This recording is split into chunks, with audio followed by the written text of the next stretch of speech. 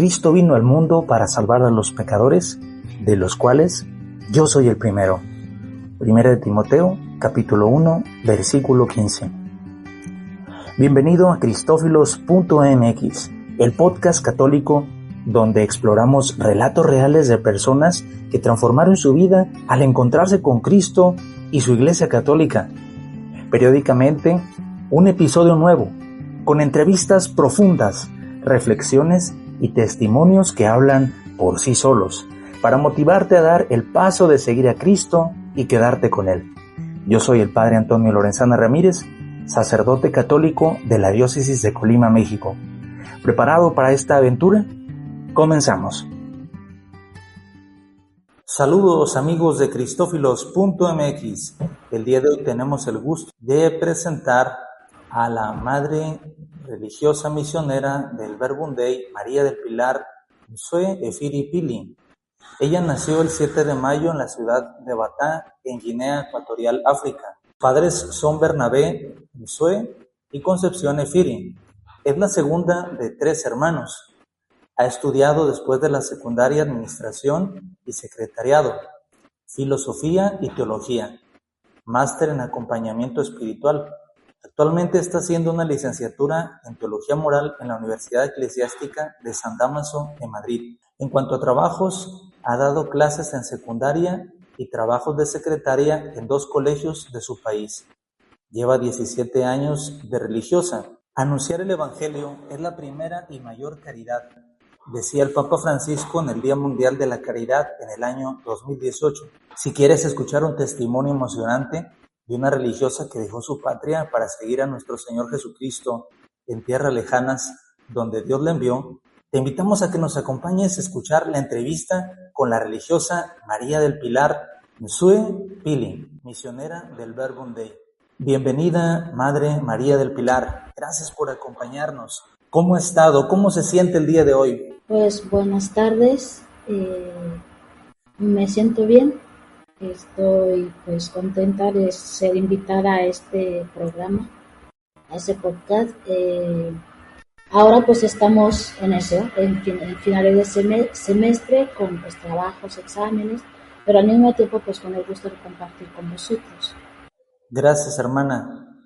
Te agradezco que hayas hecho un espacio en tu agenda tan llena de trabajo para compartir tu vocación con el auditorio, que también es tu auditorio de Cristófilos.mx. Podrán preguntarse el auditorio que nos escucha, ¿cómo se conocieron un sacerdote del continente americano y una hermana religiosa misionera de África? El contexto de cómo nos conocimos fue después de la Jornada Mundial de la Juventud que sucedió en Lisboa en el año 2023, concretamente en el Colegio de Nuestra Señora de la Anunciación en Aveiro, Portugal. Hubo una reunión mundial de Verbum Dei, un encuentro mundial de Verbum Dei, y acudieron misioneros jóvenes, adolescentes y adultos de los 5 continentes. Y tuve la dicha de participar de esa experiencia. Ahí tuve la oportunidad de conocer un poquito a la Madre María del Pilar y ahí entablamos amistad.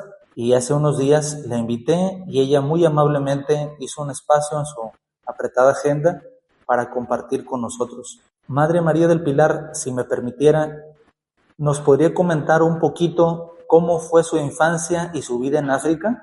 Pues mi infancia y mi vida en África, yo creo que como de todo niño en el mundo, que nace en el seno de una familia, que en medio de todo pues lucha para vivir, pero una familia, como en mi caso, una familia muy deseada de tener hijos. Entonces, pues eso me hizo también crecer en un ambiente de mucho amor, porque pues mis padres siempre habían querido tener muchos hijos, pero no podían tener tantos hijos como quisieran.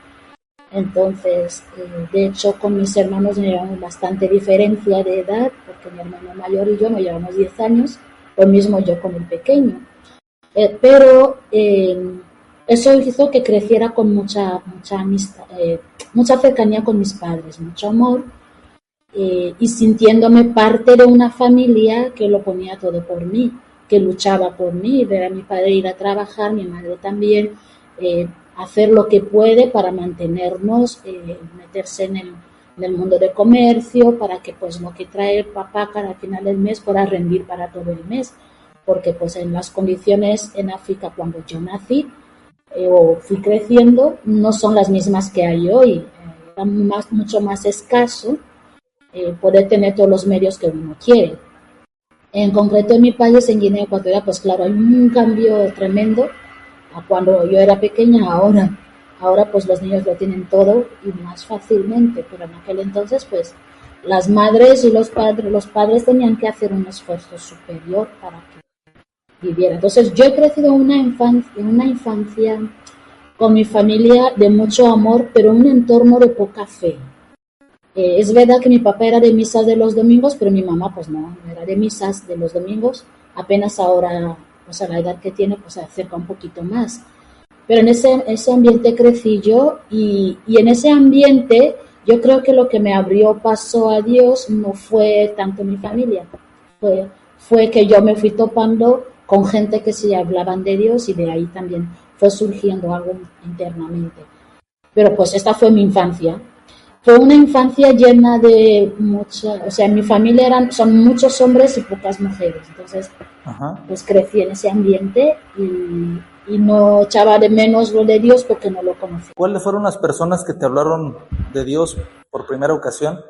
Pues en un primer momento, la primera persona, es costumbre, sí, que cuando un niño nace le bautizan, recibe los primeros sacramentos. Entonces, me bautizaron al mes de nacer, porque es tradición, no es tanto porque sea de mucha fe la familia, pues es normal.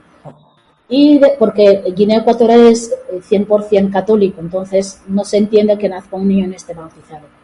Pero cuando y después pasé los años que tenía que haber hecho la primera comunión, por falta de ambiente de fe, no lo hice. Entonces, cuando yo ya empezaba como ahí por ahí entre 10, 12 años, me di cuenta que cuando iba a clase, mis compañeritas de clase sí habían hecho la primera comunión y yo no. Tenía una religiosa que nos daba clase, pero no me interesaba mucho porque me parecía aburrida. Entonces nunca le pregunté qué es esto de la primera comunión. Pero en mi barrio estaba la parroquia y lo llevaban los hermanos claretianos. Entonces ahí una vez fui y me dijeron que había catequesis. Entonces yo vine a casa y le dije a mi papá, me voy a ir a la catequesis. Mi papá me dijo, ay, hija mía, qué bien. Pues así empecé. Pero era más porque pues todos los de mi edad tenían primera comunión y yo no. Pero así la primera persona que a mí me habló de Dios, que me conectó, fue un vecino que venía con los del Verbum-Dei. Yo creo que en ese momento tenía como 13, 14 años. Y este vecino, que era un muchacho de esos que dices ejemplar en el barrio, todo el mundo, los mayores, te decían por qué no eres como él, o sea, como porque se le veía totalmente diferente. Entonces él me invitó. Sí. Y él, como no quería ir, él tomó la decisión de estar viniendo a casa a compartir conmigo la formación que recibía, los misioneros del Verbum-Dei. Pues así yo me fui enterando del amor de Dios poco a poco. Entonces fue para mí una persona de forma consciente que me habló de Dios. Y después, como yo ya había hecho la primera comunión, había una vecina, una señora mayor, la señora Mónica, que ya descansa en paz. Ella también quiso darme una formación para que yo hiciera la confirmación, porque me vio que yo ya iba con ese vecino, que me estaba explicando un poquito sobre Dios, entonces ella quiso ayudar porque ella era catequista. Pero me habló mucho de Dios, pero al mismo tiempo yo no me comprometí a hacer la confirmación, pues por otra circunstancia, porque también estaba en la locura de la adolescencia y no es que me pare a eso. Pues son como para mí las dos primeras personas que me marcaron a nivel de conocerle a Dios. ¿Y quién eras tú, hermana, antes de conocer a Dios nuestro Señor? ¿Cómo se notó el cambio? ¿Cómo te sentías? ¿Cómo eras? Y a partir de que empezaste a conocer al Señor, ¿qué notaste de diferencia? A ver, ¿quién era yo antes de conocer a Dios? Yo era simple y llano, una niña mimada. Mimada en el sentido de que era lo que yo quería, lo conseguía porque mi papá nunca me decía no.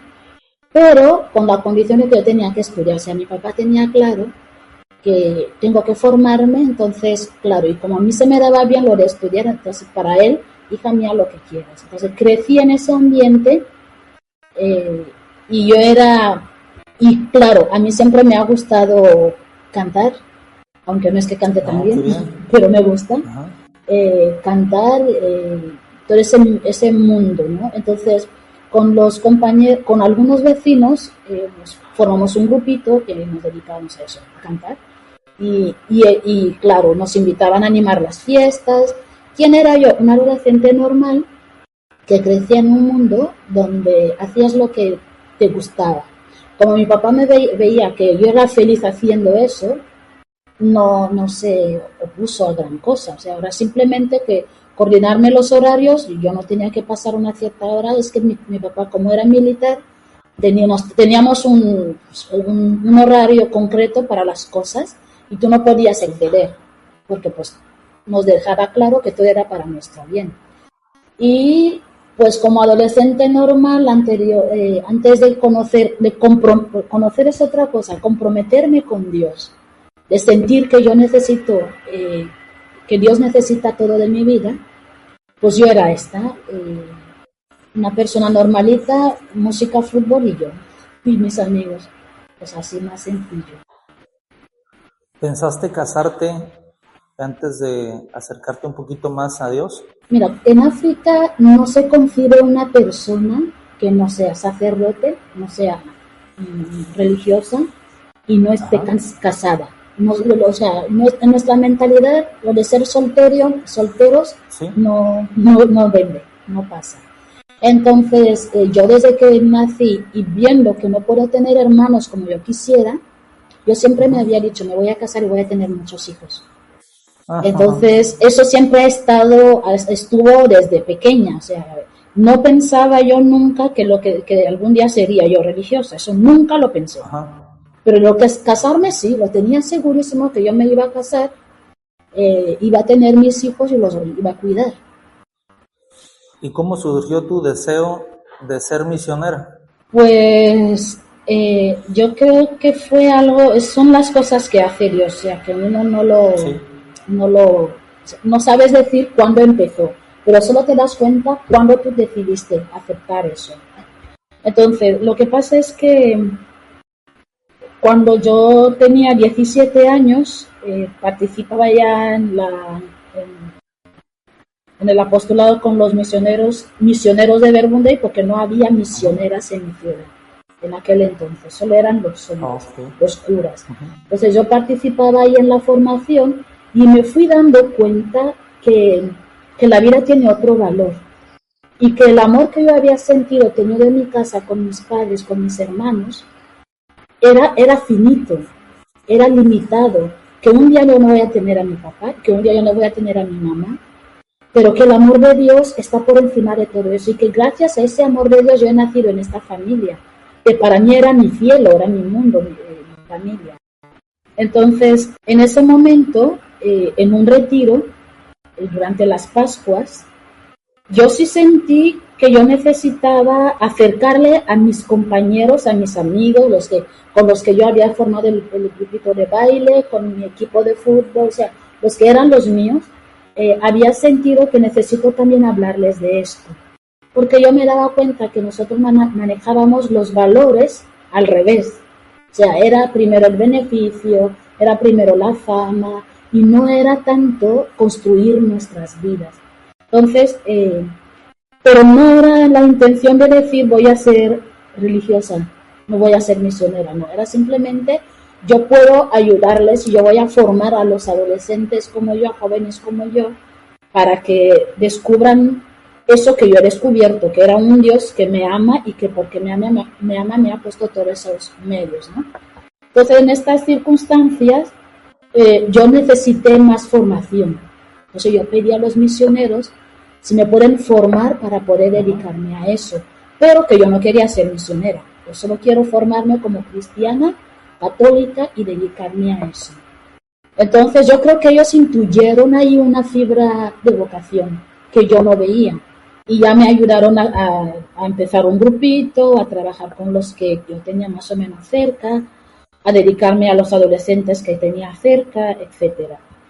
Y después de esto, pues fue surgiendo en mí las ganas de un poquito más, como que Dios te va abriendo el corazón y te va haciendo descubrir lo que tú puedes hacer a su servicio.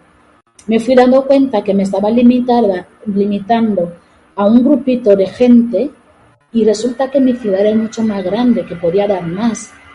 Entonces, sin querer, fue forjando un compromiso. Y ya, de hecho, en un momento yo dije, no, yo no sé qué estoy haciendo, o sea, no sé si estoy haciendo el bien. Y como en ese preciso momento yo tenía a mi novio, y dije, pues yo me voy a casar canónicamente, porque en la comunidad donde los de Verbum Dei tenemos los matrimonios misioneros. Y ya así nos hacemos matrimonios misioneros y ya también vivimos nuestra vocación como llamados por Dios, pero desde una familia. Entonces, en eso que yo me había propuesto a eso, pues Dios hace sus cosas como quiere. Me dijeron llegaron las misioneras y me dijeron, no te preocupes, nosotras te vamos a preparar para el matrimonio. Entonces yo acepté. Pero en la formación yo me fui, o sea, no sé qué pasó, no lo sé, pero me fui dando cuenta que yo creo que mi corazón es solo para Dios, que solo formar una familia está bien, pero no me va a bastar, yo necesito más. Y más en el sentido de que necesito más libertad para moverme, para hacer lo que Dios quiere. Porque si tengo mi familia, me tengo que centrar en mi familia para poder sacarla adelante. Entonces yo dije, no, Señor, yo no te quiero dar poco. Y como no le quería dar poco, pues es donde surgió en mí la decisión de decir, me voy a entregar y voy a ver qué es lo que Dios quiere con mi vida. Entonces ya hice un discernimiento que me ayudó mucho. Las hermanas del Verbum Dei me ayudaron mucho, los claretianos, porque aún así yo no perdí el contacto con los padres claretianos. Y haciendo ese discernimiento, gracias a Dios, pues se vio que sí, que yo podía responderle a Dios como misionera del Verbum Dei. Pues ya desde este momento, pues todo fue arrancar y vivir el compromiso con más seriedad. Pues hasta hoy. ¿Y cómo se forma una misionera religiosa Verbum Dei? ¿Cuáles son sus etapas de formación? Una misionera Verbum Dei, una primera cosa que para nosotros es muy importante es que la persona tenga una experiencia de encuentro con Jesús. O sea, ese momento donde un joven se para ante su vida y dice, yo la ofrezco a Dios voluntariamente, que sea una decisión personal, pero porque el encuentro con Jesús ha sido capaz de transformar tus convicciones, eso es como para nosotros lo básico. No es tanto lo que vayas a hacer externamente, es más el compromiso que te elaboras con Dios, porque ese compromiso te hará vivir un estilo de vida concreto. Entonces, eso para nosotros es una cosa muy importante. Por eso nosotros, como nos dedicamos también a la oración y al ministerio de la palabra, ya desde ese momento esa persona necesita ese contacto cercano con Jesús. Y después, pues en las etapas de formación, donde la persona pues tiene que ir conociendo a la comunidad, nosotros lo que normalmente en la iglesia llaman el curso de llaman noviciado, nosotros llamamos un curso de formación, que es esos 2 años de preparación donde te van formando a nivel espiritual, a nivel humano, a nivel apostólico, te van formando a nivel del carisma, Verbum Dei, donde te vas preparando. O sea, yo me he dado cuenta los años que llevo en la comunidad que el acento no está puesto en los años que pases. El acento está puesto en el trabajo que vayas haciendo con Dios, con tu vida, y la capacidad de ver a ese Dios que te necesita en los hermanos. Entonces, para ser misionera Verbum Dei, pues lo mínimo que necesitas es primero tener fe y tener ese encuentro personal con Jesús que te abre a darte cuenta de lo que quiere Dios a través de la iglesia, a través de la comunidad. ¿Y ese encuentro con Jesús es en base a catequesis, en la vida espiritual? ¿Todo eso conlleva desde la formación del Verbum Dei? El encuentro con Dios del que yo hablo es en base a un entorno de oración.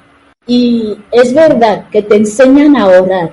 Y nosotros, una forma fundamental que es propia de la iglesia que tenemos para la oración es orar con la palabra de Dios.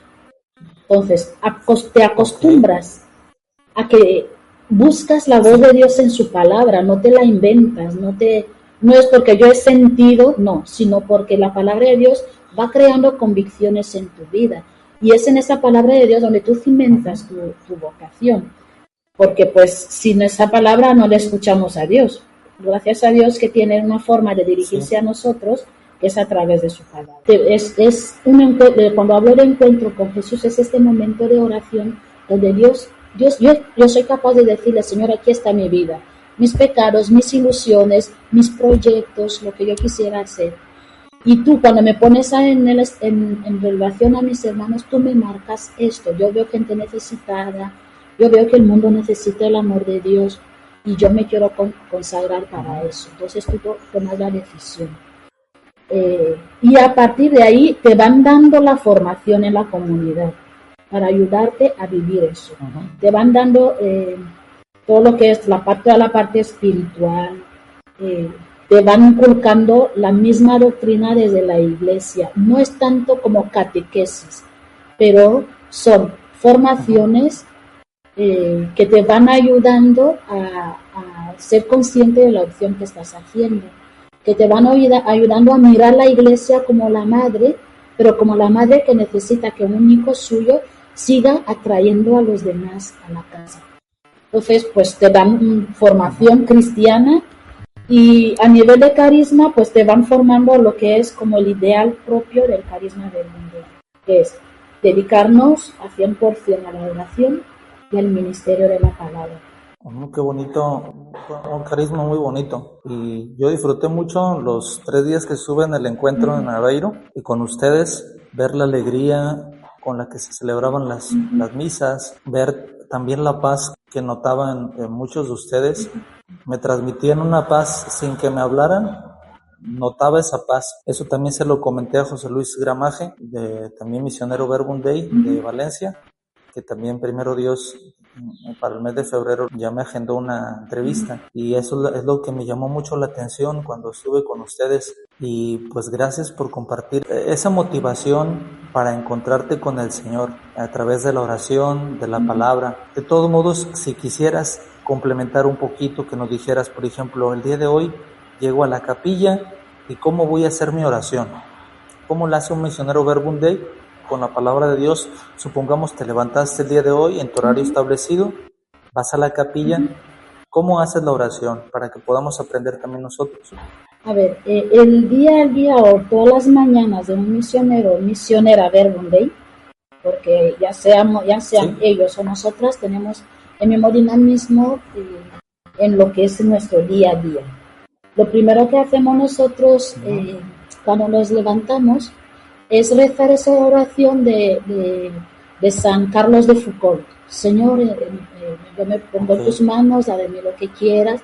Pues tú te lo rezas con esa conciencia de decir, aquí estoy, Señor, en tus manos. Tú eres el que guía mi vida y haz de mí lo que quieras. Es una oración de que una parte es de humildad, pero la otra parte es de ofrecimiento.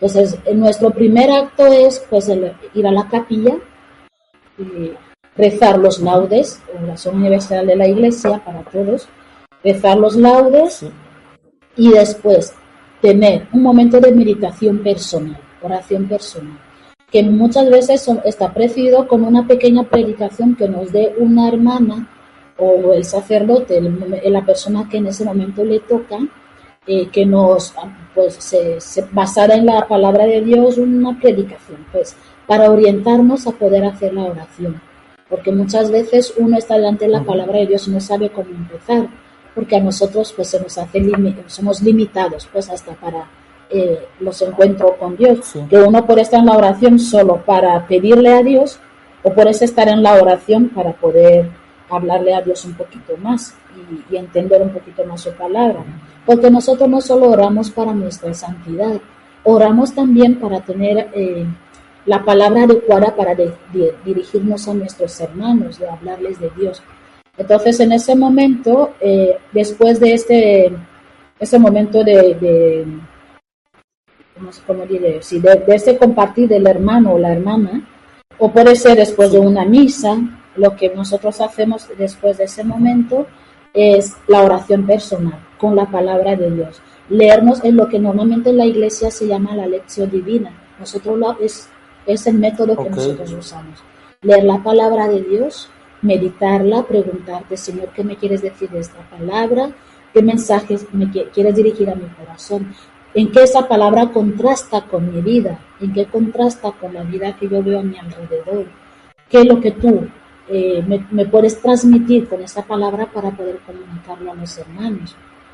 Entonces, tú haces la lección divina con esa palabra de Dios. A veces puede ser un evangelio o un pasaje del Antiguo Testamento, bueno, dependiendo de la orientación del día, ¿no? Y ya después, normalmente nosotros necesitamos en la mañana 3 horas de oración, según las constituciones.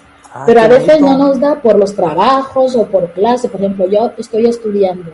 No puedo hacer mis 3 horas todas las mañanas, porque pues tengo que salir corriendo a pillar metro para poder ir a la universidad.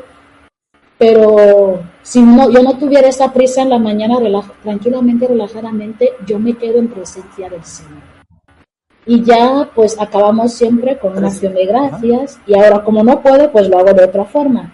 Los días que no tengo clase, el día que no tengo clase, yo aprovecho a ir en profundidad en mi oración.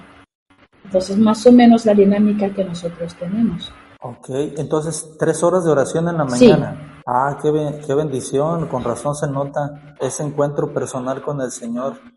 En lo personal a mí me edifica y también quiero pues también reforzar mi vida de oración, y creo que los consejos que estás dando de tu vivencia personal en el Verbum Dei también te seguro que me van a ayudar a mí a reforzar mi vida espiritual, también al auditorio de Cristófilos.mx que nos escucha en 3 continentes, América, Europa y África. Muchas gracias por compartir esa experiencia tan profunda, que es necesario no solamente ser espectadores, sino también ser testigos de ese diálogo con el Señor. Para poder ser testigo, obviamente, para poder hablar del Señor, primero hay que hablar con el Señor. Ahora, ¿en cuántos países has estado de misión, hermana, desde que te consagraste como religiosa de votos perpetuos? A ver, desde que soy misionera del Verbum Dei, pues he estado en varios países, mayoritariamente africanos, ¿sí? O sea, empecé mi formación, aparte de mi ciudad natal, estuve 6 años en Camerún, que es un país vecino, que es de habla francesa. Pues ahí estuve 6 años de misionera, preparando, bueno, los dos primeros de lo que sería el noviciado, el curso de formación nuestro, y después los otros 4 que yo me quedé pues para apoyar a nivel apostólico, de llevar la pastoral pues, y llevar a los jóvenes y adolescentes. Sí. Y ya después de ahí me mandaron otra vez de regreso a mi país, que creo que estuve con 2 años, y ya me fui a México para estudiar la filosofía en Guadalajara. Entonces, pues estuve 3 años y medio, casi 4, entre Guadalajara y Monterrey, que era Monterrey por la pastoral, por mi apostolado, y en Guadalajara, pues por los estudios, porque ahí hacíamos la filosofía. Normalmente somos una comunidad muy universal, que hay de todo, de todos los continentes. Entonces ahí estábamos, y sigue habiendo misioneros de todas las partes del mundo, pues ahí haciendo la filosofía. Y de ahí, pues me mandaron a hacer la teología en Congo, que es en un país de África. Y ahí acabé la teología, y otra vez de vuelta me mandaron a mi tierra, a Guinea Ecuatorial, donde estuve bastantes años. Y hace ya casi 5 años hoy que estoy aquí en España. Antes estaba donde tenemos nosotros el centro, aquí que es Loeches, estudiando y acompañando también a las hermanas que están en formación, así como tipo de formadora. Justo cuando nos conocimos yo andaba de formadora y no estaba estudiando. Entonces me tocaba pues acompañar a las hermanas que estaban haciendo filosofía y teología, porque yo ya había acabado y pues también me pidieron mi servicio hacia la comunidad. Entonces fueron los 3 años primeros que estaba apoyando en esto. Y ya pues ahora sigo aquí en España, pero ya en otra cosa. Ya no estoy en España ayudando en la formación, sino en España pues estudiando, haciendo la licenciatura en teología moral y ayudando un poco a la parroquia que tenemos aquí, que están ahí nuestros hermanos misioneros. Pues a esos países he estado. En África, pues 3, en América solo México y en Sí. Europa España, así de misionero. Ah, qué bueno, qué bonita experiencia. Y cuando te tocó salir de tu país la primera ocasión, ¿te costó o fue muy natural, así, no tuvo problemas, no tuviste alguna dificultad de renuncia de salir de tu país a un lugar donde hablaban una lengua diferente?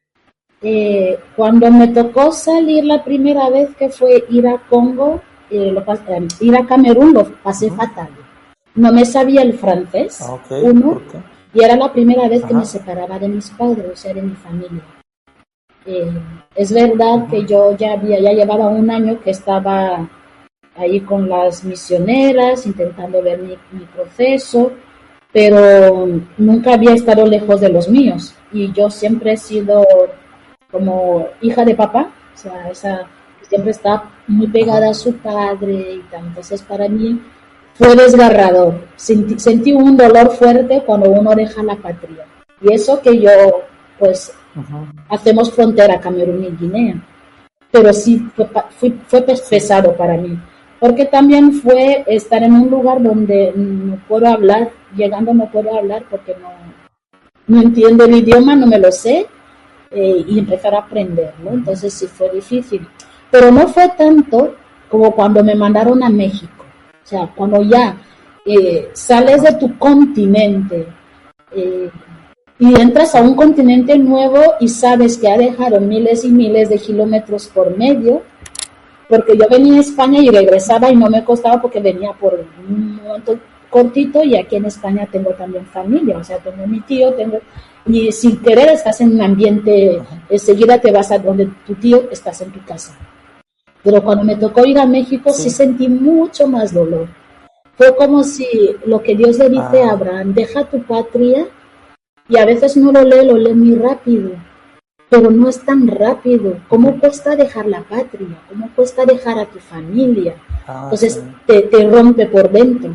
Pero en este momento a mí lo que me Ujú. sostenía es que ahí en el Evangelio, cuando dice Jesús: quien deja a su padre y a su madre por mí, encontrará padres y madres por donde va. O sea, como que Dios no me deja con las manos vacías. Y efectivamente hice la experiencia.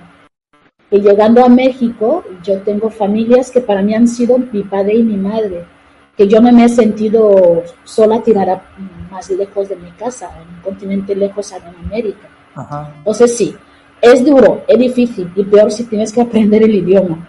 Pero si confías en Sí. ese Dios que te llama, ese Dios que te acompaña, pues él va creando lazos nuevos con tu corazón, esa gente las llevas y no las puedes después quitar, forman la parte de mí, y yo les quiero mucho, pero es gracias a Ujú. Dios. Sí. No, pues una experiencia de fe que no se queda en la capilla, sino que sale a donde uno se encuentra, a la vida diaria, a la vida ordinaria, en las luchas, y de ahí por qué es necesario que el cristiano católico oremos y estemos unidos al Señor en la oración, porque así como veo que tú te expresas, en realidad es como debería de ser todo cristiano bautizado, en el sentido de que la vida de fe no debería de estar de Uh-huh. accesorio, de adorno en la vida, sino que debe ser la columna vertebral del discípulo del Señor, y a veces,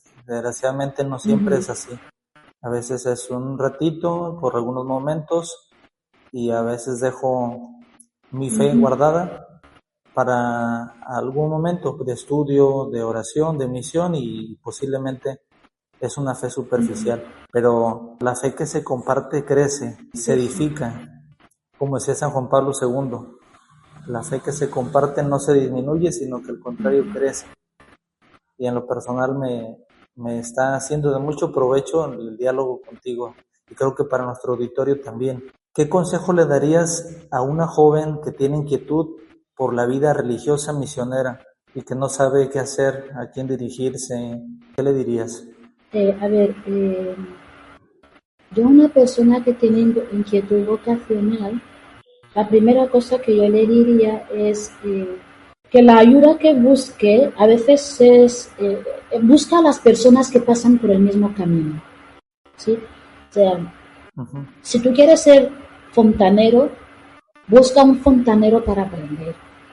Si tú quieres ser electricista, no vayas a buscar a un agricultor, busca a un electricista para que te vaya instruyendo. Entonces, hay mucha gente en nuestro alrededor que son personas de fe, que han dado toda su vida para que pues Dios fuera a contar con ella, en medio de límites y todo lo demás. Entonces, la primera cosa es búscate una comunidad de fe, unas personas de fe para caminar. Y si por H o por B no tienes ninguna religiosa cerca, búscate un sacerdote que le puedes decir, mira, esta es mi inquietud. Y la primera cosa que hay que hacer es un verdadero discernimiento. Porque podemos tener mociones internas, pero que no tienen mucho que ver con la vocación como entrega definitiva, sino como un momento que puede ser o una atracción que puedo tener, pero la vocación no es una simple atracción. Es algo a la que vas a dedicar tu vida y vas a renunciar positivamente a otras cosas, porque la renuncia no siempre es pues lo negativo, y como vas a perder cosas, no, sino que vas a cambiar cosas por otras. Eso también supone renuncia. Vas a cambiar la forma de amar a las personas por otra forma de amar diferente. Vas a cambiar tu esquema de valores, tu escala de valores, para poner primero a Dios y lo que Dios quiera. Entonces, búscate primero una comunidad de fe, personas de fe. Y si ya las has encontrado, deja que te ayuden a hacer el discernimiento. Y ayudarte a hacer el discernimiento es proponer sobre la mesa la inquietud más profunda que tengo, la intención que tengo. Que a veces suele ser que yo quiero esto, pero no es todo lo que queremos que tenemos que hacer, sino realmente es una llamada de Dios, es simplemente algo que me gusta. Entonces, cuando ya te han ayudado a hacer ese discernimiento, busca dónde invertir. Lo llamo así, como si fuera un tema económico, pero es más, un lugar donde tú puedas meter tu vida y que dé el fruto que Dios espera de ella. Y eso sería buscar una congregación, una comunidad donde tú puedes pues entregar tu vida a Dios, que sean acorde a la llamada que tienes. Hay mucha gente que tienen esa llamada y dice, no, yo voy a ser salesiana porque me gusta enseñar. Pero resulta que tu vocación, aunque te guste enseñar, Dios te la está marcando como una religiosa que trabaja en un hospital, ayudando a la gente que sufre. O Dios tu llamada va dirigida, o sea, hay muchos matices en la misma vocación de consagración. Ver dónde exactamente Dios quiere que yo la viva. Entonces, esto pues toma su tiempo, eso supone mucha humildad, eso supone mucha oración. Yo creo que la base es la oración. Señor, ¿tú qué quieres de mí y cómo quieres que yo lo haga? La gente te van a ir diciendo cómo, según ellos, pero el que te abre el camino, que donde tu corazón se siente a gusto, es Dios. Entonces, si yo tal vez en vez de decirle hacer tal cosa, no se trata de hacer muchas cosas, es más, oración, tener una comunidad de fe y dejar que el discernimiento sea sincero. Pues demasiada claridad que te da la palabra de Dios y se nota el encuentro personal que tienes con el Señor. Gracias por compartirnos esta experiencia tan profunda, que la transmites y que la comunidad de Verbum Dei se distingue por eso, por transmitir esa experiencia de fe a donde quiera que van. Otra pregunta, solo ya dato cultural, ¿qué significan tus nombres, tus apellidos concretamente? Tal vez yo no lo sepa decir exactamente, pero lo que yo le he escuchado a mi papá, a mis padres, ¿no? Yo soy Fan, o sea, en Guinea hay varias tribus Y dentro de las tribus hay varios clanes. Clanes que son así como familias que tienen el mismo patriarca, y aunque ya son varias familias, pero que tienen un patriarca. Entonces, yo soy Fan, que es también la población mayoritaria de Guinea, es Fan. Y Zue normalmente, Zue procede del nombre de un animal. Entonces, es uno de los animales feroces que no es el hermano del tigre. Entonces, de ahí procede el nombre. Iefiri viene de la pólvora. Entonces, la pólvora es, bueno, entonces, ¿puedo explicar ya? Aquí. Hermana, que te quería preguntarte qué significan tus apellidos y de en qué idioma o dialecto son para los que no los conocemos. En relación a mis apellidos, voy a intentar decir lo que yo he escuchado a mis padres, porque yo no soy muy experta en mi dialecto, en eso estoy así sobrevolando, aprendiendo poco a poco. Mi primer apellido es Zue, que me viene de la familia de mis padres. Zue viene de un nombre de un animal que es como un tigre, parecido a un tigre. No es león. Okay. ¿Sí? Parecido a un tigre, y es un animal que tiene la tendencia de proteger su manada. Entonces es un animal que ataca cuando ve el peligro para proteger a la manada. De ahí viene el nombre, originariamente. Y Efiri, que es de la familia que viene por mi mamá, ese nombre viene de la pólvora, ¿sí? De la explosión. Hay toda una historia que yo no me la sé bien, que al parecer, según lo he escuchado, el pueblo, yo soy Fan. En Guinea hay varias tribus, y de las tribus sigue habiendo clanes dentro de las tribus, ¿no? Y hay mucha separación, cada tribu tiene una identidad fuerte, y los Fan normalmente son gente muy luchadora. Y de hecho, pues son todos los que han luchado mucho con la colonización. Entonces, han sido siempre la parte muy bélica, que defiende, que lucha, que protege lo suyo y que no se deja vencer. Entonces, con esas características bélicas viene el apellido de mi mamá, que viene de la pólvora, porque es de la gente que siempre están luchando. Entonces, pues por suerte o por mala suerte se me juntaron los dos apellidos que hablan de mucha guerra, pero que tienen de positivo eso, que la guerra, por ejemplo, la lucha del animal de donde procede mi primer apellido es para proteger a la manada, y la lucha de la parte de mi mamá era para impedir un poquito la invasión europea cuando entraba. Entonces, pues se me juntaron los dos apellidos. ¿Actualmente hay esclavitud en tu país o ya son libres? Esclavitud no hay, pero como África en general hemos pasado por eso. De hecho, según la historia, cuando descubren Guinea Ecuatorial, como estamos justo a las costas y todo eso, a Portugal y a España les ayudaba porque podían usarnos como puertos para pasar esclavos, y también un poco Francia, ¿no? Porque Francia, todas sus colonias, muchas están hacia el interior del continente. Entonces nosotros éramos como un puerto seguro para el transporte de esclavos para América. Y de hecho, pues muchos de nuestros antepasados han ido a la esclavitud a América. Pero actualmente no, esclavos no. Nosotros no somos de culturas de esclavos. En la cultura, al menos de mi país, no es de tener esclavos. Hacían guerras para territorios, anteriormente, antes de la colonización, pero era para conseguir territorio o para defender el territorio conseguido. Pero no teníamos los esclavos, porque para nosotros, según nuestra cultura, tenemos hermanos, no podemos tener esclavos. Tú puedes ser mi enemigo hoy, peleamos. Si tú me ganas en la pelea, en la batalla, somos hermanos. Ya no hay más broma. No somos de cultura de esclavos. Qué bueno, bendito sea Dios. A nuestro auditorio que nos escucha, ¿por qué vale la pena ser religiosa Verbum Dei? ¿Y qué invitación te gustaría hacerle a nuestro auditorio? Si alguien del auditorio quisiera ser parte de la comunidad Verbum Dei, ¿qué se necesita? A ver, para ser parte de la comunidad Verbum Dei no se necesita hacer ningún concurso.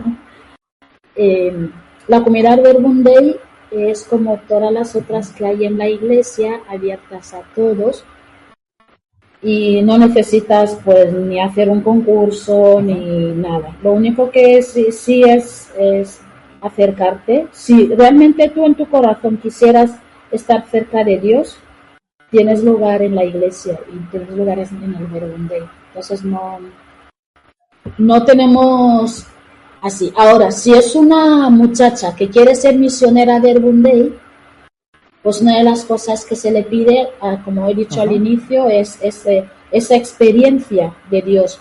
Y esa experiencia de Dios no es que tengas que hacer cosas, es que se ofrecen momentos de acercamiento a Dios, un momento de oración, un retiro espiritual, una convivencia. Bueno, nosotros lo llamamos convivencia aquí en Guinea, pero en México, cuando yo he estado ahí, hacemos lo que ellos llaman normalmente las acampadas, donde tienen una serie de charlas, te van ayudando a entrar en relación con Dios, o sea, para ayudarte a reavivar la fe que tienes, porque todos cuando nos acercamos pues creemos en Dios, pero hay que ir forjando, hay que ir dándole consistencia. Y ya después pues hacer el discernimiento para ver realmente si es eso, que para lo que no es bueno es que uno invierta su vida en un lugar y resulta que no es donde Dios le quiere. Entonces, por eso en la iglesia yo creo que también los jesuitas nos han enseñado mucho sobre esto, pues hay que hacer un discernimiento para ver si es tu camino, si es lo que Dios quiere de ti, porque lo que Dios te pide no te hace triste, te da la felicidad. Que tienes que trabajarlo, pues lo tienes que trabajar porque tienes que trabajar la vida para ir adecuándola al plan de Dios, pero no te crea tristeza. Entonces sería esto, y después del discernimiento tener esa apertura. Sobre todo, una de las cosas que también marcamos a nivel práctico es la capacidad de apertura a lo universal, porque nosotros pues somos misioneros. Hoy estoy aquí en España, me tengo que hacer a la cultura española y tengo que ponerle al lado lo que a mí me encanta. O sea, no voy a vivir en África, en España, como viviendo en Guinea. O mañana me mandan a Singapur, ok, me voy a Singapur, entonces tengo que tener esa apertura a lo universal, al mundo, a las diferentes culturas, para también poder ir respondiéndole a Dios en los lugares concretos donde me vaya poniendo, para no ir poniéndole límites a la entrega y a la consagración. Y sí, para nosotros es obligatorio estudiar la teología y la filosofía.